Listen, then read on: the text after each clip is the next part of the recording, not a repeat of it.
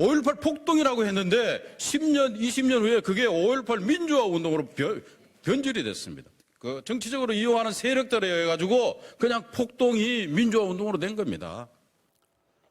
국회 5.18 공청회에서 5.18을 폭동이라고 규정해 파문을 일으켰던 자유한국당 이종명 의원이 오늘은 국회에서 광복절 관련 토론회를 열었습니다. 그런데 이 자리 참석자들이 1945년 8월 15일인 지금의 광복절을 남한의 단독 정부가 수립된 1948년 8월 15일로 옮겨야 한다면서 잘못된 역사 교과서가 문재인이라는 정치적 괴물을 만들고 나라를 망치고 있다고 주장했습니다. 최근 문제가 된 이영훈 전 교수의 반일 종족주의와 같은 주장이어서 적잖은 논란이 예상됩니다.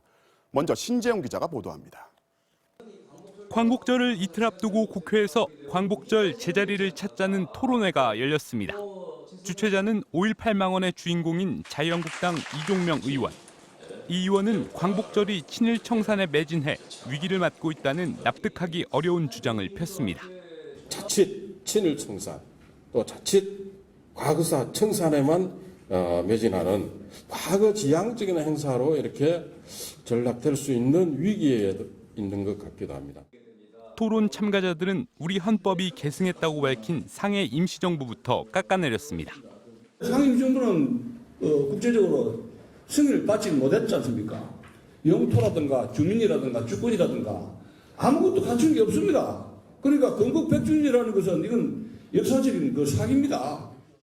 나아가 광복절을 일제로부터 해방된 1945년 8월 15일이 아니라 대한민국 정부가 수립된 48년 8월 15일로 바꿔야 한다고 주장했습니다.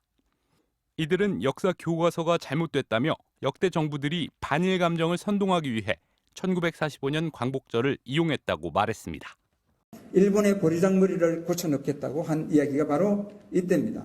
그래서 저는 혹시 이것이 나중에 IMF 구제금융과 연결되지 않았을까 이런 생각도 해봅니다.